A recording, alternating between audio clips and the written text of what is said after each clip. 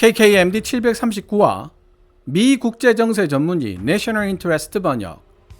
미 언론이 선정한 현존 최강의 주력 전차 탑5 메르카바, T-14 아르마타, T-90M, M1A2 에이브람스, 그리고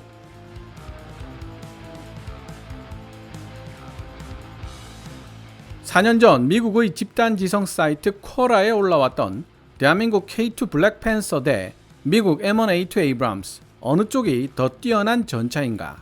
라는 질문에 대한 미국 밀리터리 매니아의 의견을 번역한 내용으로 85화 영상을 만들었던 적이 있습니다. 그 당시만 해도 K2 블랙팬서와 M1A2 에이브람스의 우열 관계를 따지기에 앞서 미 육군의 주력 전차와 한국의 주력 전차를 비교하는 것 자체가 넌센스라는 반응이 적지 않았습니다. 심지어 85화 영상에 대해 K2 블랙팬서가 좋은 전차인 것은 알겠지만 M1A2 에이브람스와 비교하는 것 자체가 국뽕이라는 비판도 있었을 정도였습니다. 그런데 85화 영상 이후 4년이라는 시간이 흐르는 동안 굵직굵직한 사건들이 터졌습니다. 러시아가 우크라이나를 전격 침공하면서 유럽 안보 지형에 커다란 공백이 생겼고, 유럽, 특히 구소련의 일원이었다가 독립했거나 러시아와 국경을 접하고 있는 동유럽 국가들의 위기감은 말로 표현할 수 없을 정도였습니다. 유사시 나토를 향해 밀려드는 러시아의 지상 전력을 저지해야 할 역할을 맡은 폴란드는 미국으로부터 M1A2 에이브럼스를 도입하여 기갑부대 전력 강화를 꾀했지만 생각하지도 못했던 난관에 부딪히게 됩니다. M1A2 에이브럼스의 가격이 비싸도 너무 비쌌던 것이죠. 프랑스 군사 전문지 메타 디펜스가 보도한 내용에 따르면 루마니아에 제시된 K2표의 수출 가격이 1,900만 달러, 한화 250억 수준으로 보고 있는데요. 미국 정부가 루마니아에 제시한 M1A2 에이브럼스의 가격은 그 2배 수준인 것으로 메타 디펜스는 전하고 있습니다. 즉, M1A2 에이브럼스의 수출 가격은 거의 500억에 육박한다는 뜻입니다. 물론 어떤 사양으로 도입하느냐에 따라 가격이 달라질 수 있지만 같은 조건에서 봤을 때 M1A2 에이브럼스의 가격이 K2 흑표보다 2배 정도 비싸다는 의미입니다.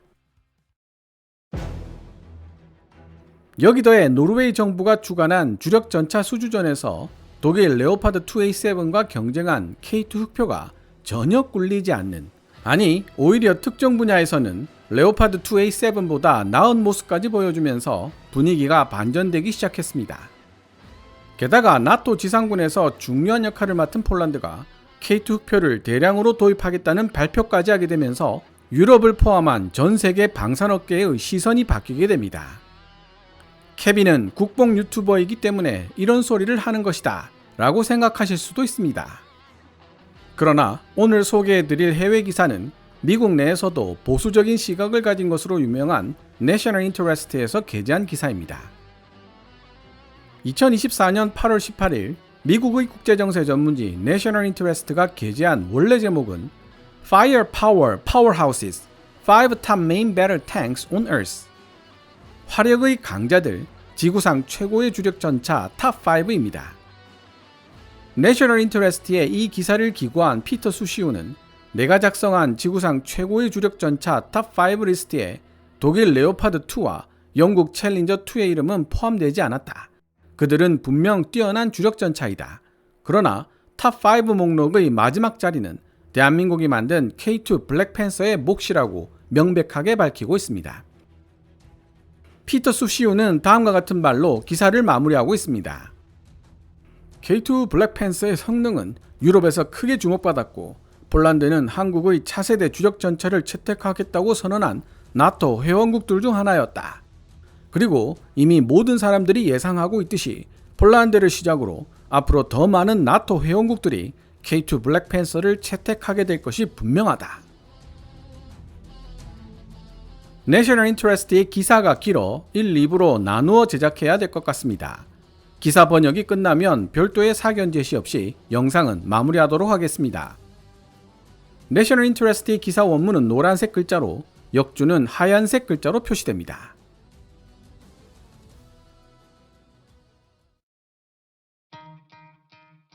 최고의 주력 전차를 선정하는 작업은 다분히 주관적인 시도일 수 있지만 몇몇 현대식 주력 전차들은 첨단 기술, 전투 능력, 전장 성능 등에서 눈에 띄게 두드러진다. 이스라엘의 메르카바5, 러시아의 T-14 아르마타 및 T-90M, 미국의 M1A2 에이브럼스 SAP-V3, 그리고 대한민국의 K2 블랙팬서 등이 여기에 속한다. 해당 주력 전차들은 각각 첨단 장갑, 강력한 무장, 그리고 최첨단 시스템 같은 독특한 능력을 자랑하며 현대 전장에서 가공할 만한 전투 자산이 된다. 전장을 지배하는 현대 주력 전차계의 5대 천왕. 무엇이 최고의 군사 하드웨어인가? 라는 주제에 대한 요약 정리는 상당한 논란을 불러일으키기 마련이다. 어떤 하나의 플랫폼이 다른 플랫폼보다 더 나은 이유를 명확하게 정의하기가 어렵기 때문이다. 최고의 주력 전차 목록을 작성할 때도 역시 이런 부분이 문제가 된다. 제1차 세계대전에 등장한 영국 마크5 전차를 제2차 세계대전에 등장한 판터 또는 M1 에이브람스와 공평하게 비교할 수는 없지 않는가. 심지어 오리지널 M1A1 에이브람스를 현재의 M1A2 SAP-V3와 비교하는 것도 전혀 공평하게 보이지 않는다. 워게이밍의 온라인 멀티플레이어 시뮬레이션 게임 월드 오브 탱크나 가이진 엔터테인먼트의 무료 게임 워 썬더 등이 무엇이 최고의 주력 전차인지에 대한 논쟁을 해결하는 데 도움을 줄 수도 있겠지만 게이머들이 워 썬더의 게임 포럼에서 자신의 주장을 입증하기 위해 특정 플랫폼에 대한 기밀 정보를 계속 유출하고 있다는 점을 기억해야 한다. 이러한 상황들은 무엇이 최고의 전차인지에 대한 논쟁에 대해 앞으로도 우리가 결코 합의에 도달할 수 없을 것이라는 사실을 짐작하게 해준다. 기록을 살펴봤을 때 개인적으로는 르노 FT가 지금까지 만들어진 전차들 중 최고라고 생각한다. 개발되고 100년 이상의 시간이 흘렀을 수도 있지만 개발 당시로서는 매우 혁신적이었고 전차의 미래를 새로운 방향으로 이끌었던 존재라고 할 수 있다. 다른 말로 르노 FT 경전차가 없었더라면 오늘날 논의되고 있는 주력전차라는 개념 자체가 존재할 수 있었겠느냐는 뜻이다. 그럼에도 불구하고 오늘날 실전 배치되어 있는 현대식 주력전차들 중 최고로 손꼽히는 5종류의 주력전차들을 소개해 본다. 이스라엘의 메르카바5. 메르카바 주력전차 시리즈는 1970년대 후반부터 이스라엘 방위군에 실전 배치되었으며 꾸준히 업그레이드되고 있다. 작년에 사용되기 시작한 최신 버전은 가자 지구에 실전 배치되었다. 용 키푸르 전쟁에서 대규모 기갑전을 치르고 영국으로부터 치프틴 전차를 구매하는 데 실패한 이후 이스라엘 탈 장군에 의해 설계된 메르카바는 성서 히브리어로 전차를 의미하며 이스라엘이 해외 기갑 차량에 의존할 필요가 없도록 만들어 주었다. 이스라엘 자체 기술로 진행된 메르카바 프로그램의 목표는 이스라엘과 대립하고 있던 많은 아랍 국가들이 사용하고 있었던 소련제 전차에 맞설 수 있는 플랫폼을 만드는 데 있었다. 메르카바는 꾸준히 업그레이드 되어 왔는데 최신 버전은 번개를 의미하는 히브리어 바라크로도 알려진 메르카바 5다. 이스라엘 국방부는 5년이라는 시간을 투자해 메르카바 5를 개발한 후 대외적으로는 5세대 전차라고 설명하고 있으며 작년에야 비로소 401 여단 52기갑 대대에 메르카바 5를 인도할 수 있었다. 바라크는 이스라엘 국방부 장갑차국과 이스라엘 방위군 육군 및 기갑군단에 의해 공동으로 개발되었으며 LB 시스템, 라파엘, 이스라엘 항공우주산업 IAI의 자회사 엘타 등 여러 이스라엘 방산업체들에 의해 개발된 시스템이 포함되어 있다고 The Times of Israel이 보도했다. 메르카바 마크 5는 차체 주변을 360도로 살필 수 있는 주야광 카메라와 가장 진보된 대전차 미사일 및 RPG, 대전차 로켓, 대전차 고폭탄에 대응할 수 있도록 설계된 트로피 능동 보고 시스템을 갖추고 있다. 트로피는 차체 주변에 공격 수단을 무력화시키는 버블을 생성하는 것으로 유명하며 현존하는 모든 종류의 화학에너지 위협을 신속하게 감지 및 분류하여 공격한다. 러시아의 T-14 아르마타. 현존하는 최고의 주력 전차 목록은 T-14 아르마타 없이 결코 완성될 수 없을 것이다. 아이러니하게도 러시아 정부가 T-14 아르마타의 성능을 제대로 신뢰하지 못해 우크라이나 전장에 아예 등장시키지 않고 있는 것처럼 보이지만 말이다. 우랄 바곤 자보드에서 개발한 T-14는 2015년 5월 9일 모스크바에서 열린 승전 기념일 퍼레이드에서 처음 모습을 드러냈다. T-14에 대해 가장 널리 홍보된 기능들 중 하나는 완전 자동화된 장전 장치가 달려있으며 원격으로 제어되는 125mm 2A82-1M 활강포를 장착한 무인 포탑이었다. 또한 조종수, 포수, 전차장은 자동 장전 장치 및 중앙의 탄약 저장고로부터 격리되어 있을 뿐만 아니라 장갑, 캡슐로 둘러싸여 보호되는 전면부 승무원실에 탑승한다. 아르마타는 또한 적의 공격에 노출되는 면적을 줄이고 탑승한 승무원의 안전과 생존성을 높이기 위해 낮은 형태의 차체를 지니고 있다. T-14 아르마타는 혁신적 설계를 지니고 있다고 평가받아야 마땅하고 러시아 육군도 원래 2015년부터 2020년 사이에 2,300대나 되는 T-14를 구매할 계획이었지만 실제로 지금까지 생산된 숫자는 채 50대에도 미치지 못했다. 가장 큰 문제는 양산 비용인데 지금까지 러시아 정부가 T-14 주력 전차의 양산을 미루고 있는 이유는 단순히 돈이 없기 때문이다. 러시아의 T-90M. 2024년 2월 러시아 대통령 블라드미르 푸틴이 우랄 바곤 자보드를 방문했을 때 극찬했던 T-90M도 세계 최고의 주력 전차 탑5에서 빼놓기 어려울 것이다. T-90은 그 어떤 과장도 필요 없는 세계 최고의 전차다. 러시아의 전차병들은 물론 적의 전차병들조차도 T-90을 세계 최고의 전차로 인정하고 있다고 이 러시아 지도자는 선언했다. T-90M은 1994년에 처음 도입된 러시아 주력 전차의 최신 현대화 버전이다. 업그레이드된 T-90M 전차는 방호력, 기동성 그리고 활용 면에서 크게 개선되었다. 여러 출처에 따르면 이 주력 전차는 양산형 전투 모듈과 근본적으로 다른 새로운 신형 포탑을 탑재하고 있을 뿐만 아니라 훨씬 더 강력한 1130마력 엔진으로 업그레이드 되었다. 그러나 차체 앞쪽에 조종실, 차체 중앙에 포탑, 차체 뒤쪽에 엔진이 있는 등 T-90M의 구성은 이전 T-90 모델과 거의 흡사하다. 1000mm 12기통 엔진으로 움직이는 T-90M은 도로에서는 시속 60km, 야지에서는 시속 50km의 속도로 달릴 수 있다. T-90의 파생형 T-90M은 표준탄과 대전차 유도미사일 ATGM, 레플렉스, 나토 코드 AT-11 스나이퍼 B를 발사할 수 있는 125mm 활강포로 무장하고 있다. 2차 무장으로는 NSBT 12.7mm 중기관총과 7.62mm PTKM 동축기관총으로 무장한 원격 무기 스테이션이 포함되어 있다. 러시아 언론 보도에 따르면 T-90M은 신형 다중 채널 조준경 덕분에 낮이든 밤이든 관계없이 언제든지 무장을 사용할 수 있게 되었다. 거기 더해 다른 전투 차량과 실시간으로 데이터를 교환할 수 있게 만들어주는 옵션 역시 업그레이드된 T-90M 주력 전차의 주요 장점들 중 하나였다.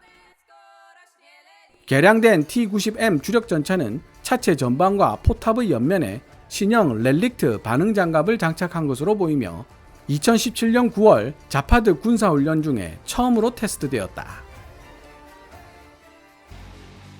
미 육군의 M1A2 에이브람스 SAP V3. M1 에이브람스가 처음으로 실전 배치되었을 때 댈러스는 누구라도 봐야 하는 인기 TV 드라마였고 로널드 레이건이 대통령 선거에 막 출마했다. M1 에이브람스는 현재 미 육군에서 전차병으로 근무하고 있는 병사들 대부분이 태어나기도 전인 디스크와 나팔바지가 유행했던 1970년대에 개발되었다. 서류상으로 보면 M1 에이브람스는 이미 중년으로 곧 사회보장을 받을 수 있는 나이가 될 것처럼 보인다. 논점을 좀 더 진행시키기 위해서는 1980년대에 이미 오래전에 만들어진 골동품 전차라고 여겨졌던 프랑스제 르노 FT 이후 불과 62년 뒤에 개발된 주력 전차가 M1 에이브람스라는 사실을 기억해야 할 필요가 있다. 그렇다면 워터게이트 사건이 여전히 많은 사람들의 기억 속에 생생하게 살아있고 소련이 여전히 강력한 강대국이었을 뿐만 아니라 인기 드라마 댈러스에 나오는 주인공 JR을 쏜 범인이 누구인가를 알아내기 위해 몇 달 동안 오매불망 후속편을 기다려야 했던 시대, 즉 1980년대에 제작된 주력전차 M1 에이브럼스는 어떻게 오늘날까지 살아남아 최고의 주력전차로 리스트될 수 있었을까? 그 비밀은 바로 업그레이드에 있다. 현재 미군에서 운영 중인 2,500대 이상의 에이브럼스는 거의 45년 전 생산 라인에서 출시된 것들과는 전혀 다른 존재다. 스타브로스 아틀라마 조굴루는 내셔널 인터레스트에 다음과 같이 기고했다. 제너럴 다이나믹스 랜드 시스템이 개발한 M1A2 에이브럼스는 세계에서 가장 진보된 주력 전차들 중 하나입니다. M1 에이브람스와 M1A1 에이브람스에 이은 세 번째 파생형이죠. 현재 M1A2 에이브럼스 SAP V3 주력 전차는 3000m 이상 떨어진 표적을 안정적이고 정확하게 타격할 수 있는 120mm XM256 활강포를 주 무장으로 삼고 있으며 2차 무장으로는 7.62mm M240 동축 기관총과 59경 M2 브라우닝 중기관총을 갖추고 있다. M1A2 에이브람스 SAP V3는 1500마력을 낼 수 있는 가스 터빈 엔진으로 구동되지만 사실상 이 엔진은 엄청난 연소열을 발생시킬 수 있어 타는 것이라면 무엇이라도 연료가 될 수 있다. 도로에서 최고 시속 67km의 속도로 달릴 수 있으며 유효 항속거리는 약 430km이다. SAP V3 업그레이드는 또한 전력 생산 및 배분 능력의 증가와 더 나은 통신 및 네트워킹, 유지 관리 효율성 제고를 위한 새로운 차량 상태 관리 시스템 및 라인 교체형 모듈, 공중 폭발탄을 사용하는 데 필요한 포탄 데이터 링크, 개선된 급조 폭발물 대응 장갑 패키지 등을 특징으로 한다. 게다가 차세대 장갑 패키지와 엔진이 멈춰있는 상태에서도 전자장치를 작동시킬 수 있는 보조 전원 장치 APU가 장갑 아래에 장착되어 왼쪽 후면의 작은 배기 장치로 해당 버전을 시각적으로 쉽게 구별할 수 있다. 포탑 외부면에 패시브 탄도 보호 기능이 추가되었고 새로운 폭발 반응 장갑이 추가되었으며 포탑 양 측면에 트로피 능동 보호 시스템이 추가되었다. M1 에이브람스의 전투 중량은 개량을 거듭할수록 지속적으로 증가되어 해결되어야 할 문제점으로 지적되고 있지만 그 덕분에 탑승해 있는 전차병들의 생존성도 크게 개선되었다. 미 육군은 계획된 SAP V4 업그레이드를 취소하고 대신 M1 E3 업그레이드에 총력을 기울일 예정인데 V4 버전의 가장 뛰어난 기능을 활용하는 동시에 모듈식 오픈 시스템 아키텍처 표준을 도입하여 M1 E3 주력 전차의 기술적 업그레이드를 보다 더 빠르고 효율적으로 수행할 수 있게 될 것이다. 미 육군은 M1 E3 버전이 출시될 때까지 M1A2 SAP V3 모델을 계속 생산할 계획이다.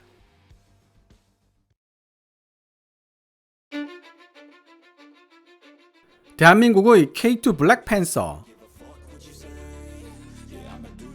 그렇다. 현존하는 세계 최강의 주력전차 탑5 목록에 독일의 레오파드2나 영국의 챌린저2는 포함되지 않았다. 둘 다 뛰어난 주력전차이다. 그러나 탑5 목록의 마지막 자리는 대한민국이 만든 K2 블랙팬서의 몫이다. 10년 전만 해도 한국이 이렇게 유능한 주력전차를 생산할 수 있을 것이라고 생각하는 것은 감히 상상도 할 수 없는 일이었다. 그러나 오늘날 K2 블랙팬서는 세계 여러 나라에 실전 배치된 주력전차들 중 가장 뛰어난 성능을 지닌 베스트 탑5 중 하나로 당당히 이름을 올리게 되었다. 한국 전쟁 당시 유엔군이 한반도에 실전 배치한 최초의 전차는 미국제 M24 채피 경전차였다. 예상했던 대로 M24 채피의 성능은 북한이 보유하고 있던 소련제 T-34 8호에 비해 형편없었다. 한국 전쟁이 끝난 이후 대한민국 육군은 다양한 미국제 전차로 기갑 전력을 강화시켰지만 1970년대 M60A1 패튼 주력 전차를 확보하려던 시도는 실패로 끝나고 말았다. 북쪽에 있는 이웃이 비무장 지대 너머로 공격을 시작할 것을 항상 두려워하던 한국은 스스로의 힘으로 북한 문제를 해결하고자 결심했고 M1 에이브람스 개발로 이어진 미국의 SM-1 프로그램의 초기 설계를 기반으로 마침내 국산 주력 전차인 K1을 개발하기에 이르렀다. 대한민국 정부는 K1 주력 전차 개발 이후 완전히 새로운 설계를 지닌 K2 블랙팬서로 나아갔다. K2 블랙팬서는 대한민국 국방과학연구소에서 개발하고 현대로템에서 제작한 차세대 주력 전차이며 개발 배경에는 현재 대한민국 육군이 실전 배치해놓은 K1 시리즈 주력 전차를 대체한다는 목적보다는 보완한다는 목적이 훨씬 더 강했다. 순수 국내 기술만을 사용하여 개발된 K2 블랙팬서의 첫 시제품은 2007년에 공개되었지만 2014년에 들어서야 비로소 100대에 이르는 K2 주력 전차 1차 양산이 시작되었다. K2 블랙팬서는 세계에서 가장 진보된 주력 전차들 중 하나로 간주되며 심지어 북한이나 중국에서 운용 중인 그 어떤 전차들보다 뛰어난 능력을 지니고 있다. 이전에 해리슨 카스는 내셔널 인터레스트를 통해 다음과 같이 보도했다. K2 주력 전차 부대 각각은 대한민국이 국방력에 얼마나 많은 투자를 했는지를 잘 보여준다. 중저가 가격대 자동차로 널리 알려져 있는 현대가 K2 블랙팬서를 생산하고 있지만 K2는 현대 산타페가 아니다.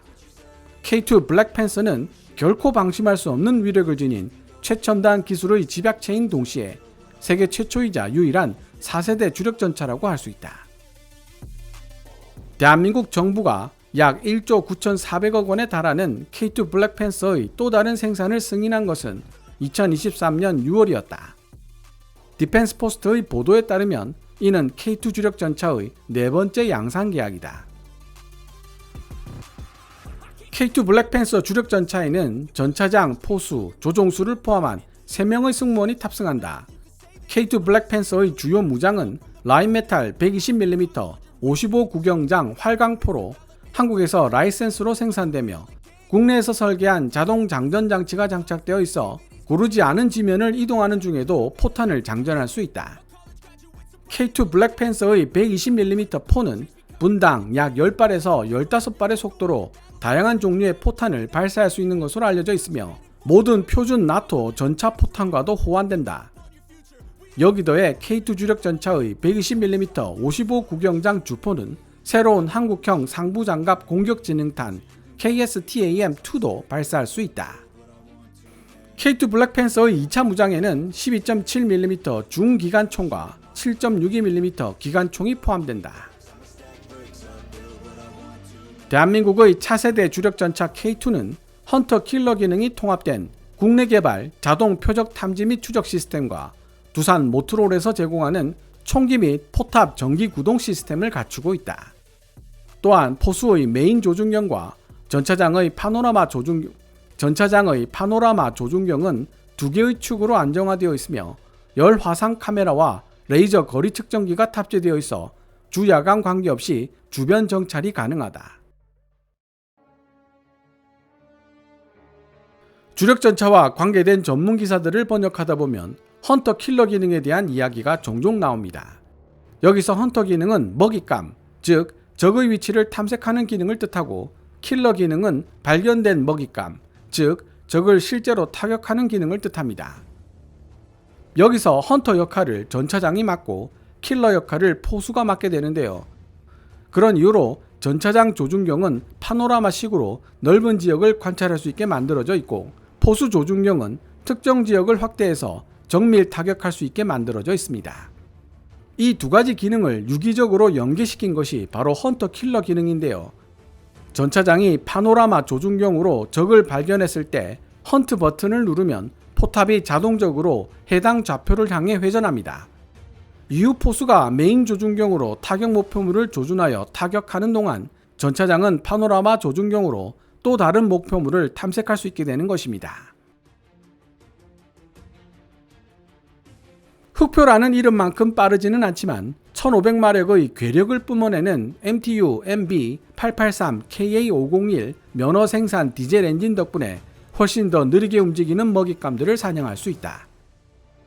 K2 블랙팬서는 도로에서 최고 시속 70km, 야지에서는 최고 시속 50km의 속도로 달릴 수 있으며 400마력을 제공하는 보조 가스터빈 동력 장치도 탑재되어 있다. K2 블랙팬서에는 또한 차체의 위치를 다양하게 변화시킬 수 있는 독특한 현수 장치가 장착되어 있다. 야지에서 주행할 때에는 서스펜션을 높여 K2 주력 전차와 지면 사이의 간격을 넓히고, 도로에서 주행할 때는 서스펜션을 낮춰 지면에 최대한 밀착되도록 만들어 속도를 향상시킨다.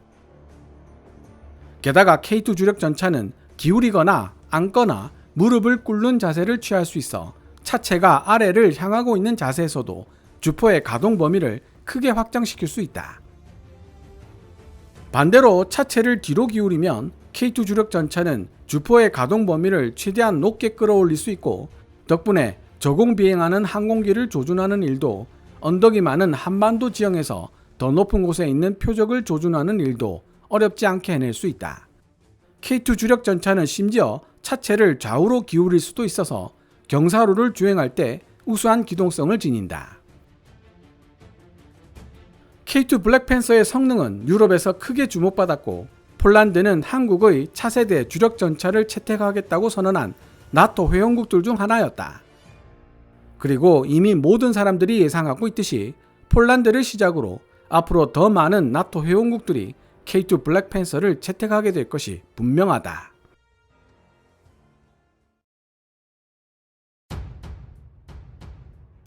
지금까지 미국의 국제정세 전문지 National Interest가 Firepower Powerhouses 5 Top Main Battle Tanks on Earth, 화력의 강자들 지구상 최고의 주력전차 탑5라는 제목으로 지난 2024년 8월 18일에 게재한 기사를 번역해 보았습니다.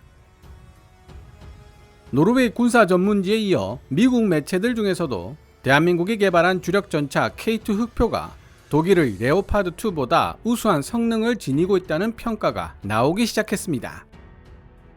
지난 1세기 동안 주력전차 시장을 독점해왔던 미국, 러시아, 그리고 독일의 견고했던 아성이 아시아의 작은 나라 대한민국으로 인해 무너지기 시작했다는 사실을 알리는 신호탄이기도 합니다.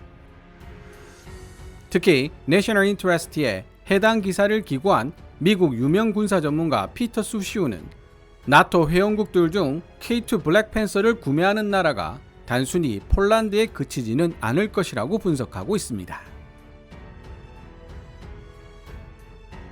오늘 KKMD에서 준비한 내용은 여기까지입니다.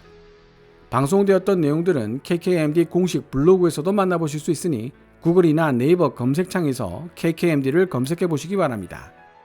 KKMD는 여러분들께서 챙겨봐 주시는 광고 수익으로 운영되고 있습니다만, 영상 제작을 직접 지원하고 싶다면 농협 9481216701호로 후원해 주셔도 됩니다.